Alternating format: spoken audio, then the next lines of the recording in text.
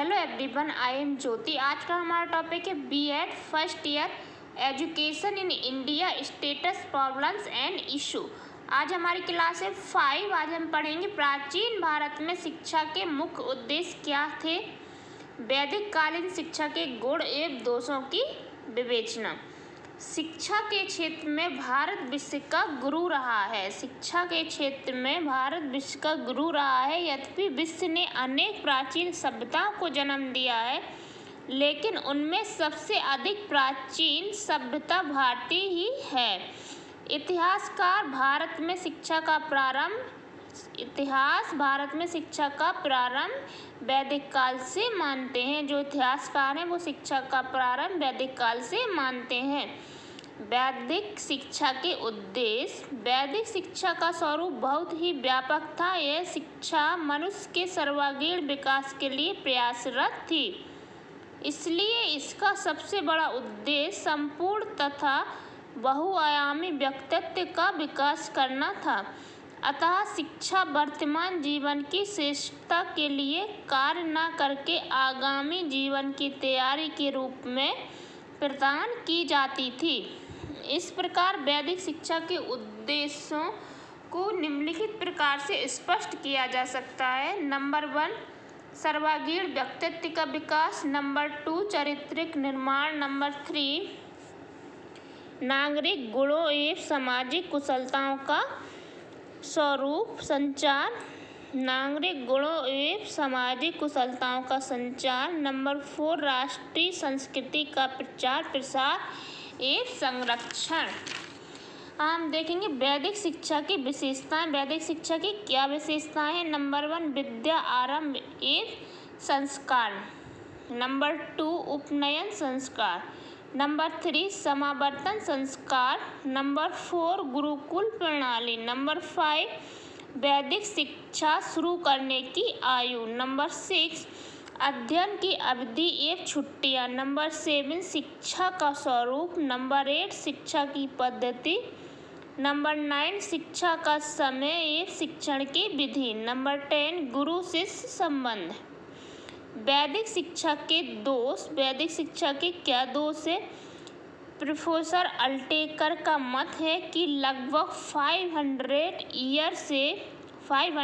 Year से भारत की प्राचीन शिक्षा प्रणाली में दोष प्रकट होने प्रारंभ हो गए।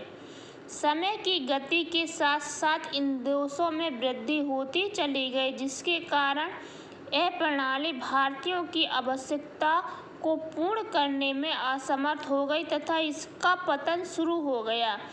इस वैदिक शिक्षा के प्रमुख दोष इस प्रकार थे। नंबर 1, धर्मनिरपेक्ष विषयों की उपेक्षा।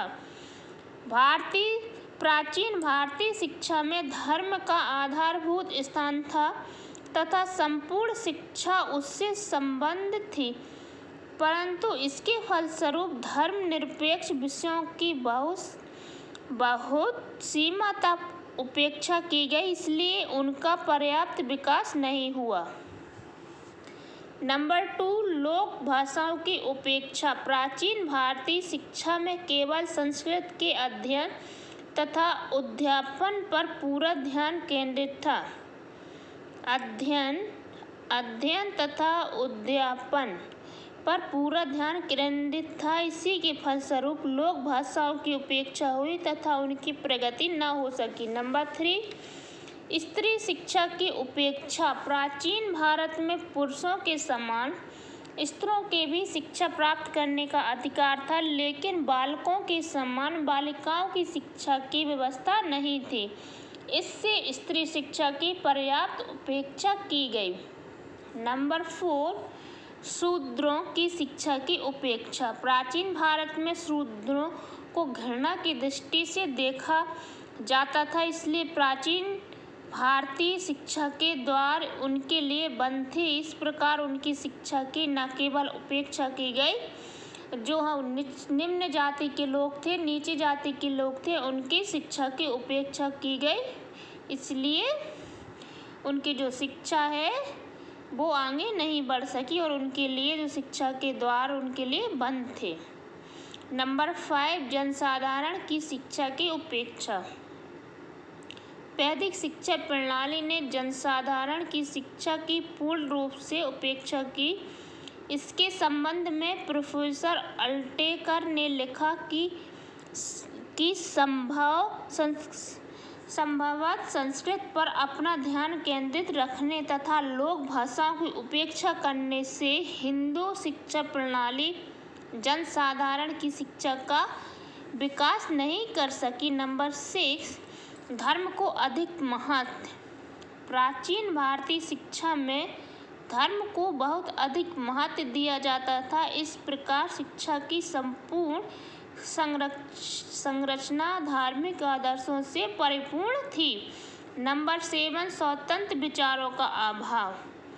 प्राचीन भारतीय शिक्षा में धर्म को अधिक महत्व दिए जाने के कारण व्यक्तियों में यह प्रवृत्ति उत्पन्न हो गई। अब हम देखेंगे आधुनिक शिक्षा पर वैदिक शिक्षा का प्रभाव। नंबर 1, आध्यात्मिकता एवं आदर्शवादिता। नंबर 2, आदर्शपूर्ण गुरु शिष्य संबंध एवं कठोर अनुशासन। नंबर 3, प्राकृतिक पर्यावरण में शिक्षा। नंबर 4, शिक्षण सिद्धांतों की प्राप्ति। ये तो थी हमारी बीएड की class 5 education in India status problem and issue. आपको हमारी ये क्लास कैसी लगी आप कमेंट बॉक्स में कमेंट करके बताइए। अगर आपको पीडीएफ चाहिए हो बीएड फर्स्ट ईयर की फर्स्ट सेमेस्टर की तो आप कमेंट बॉक्स में कमेंट करके बताइए। मिलते हैं नेक्स्ट वीडियो में। Okay, bye bye.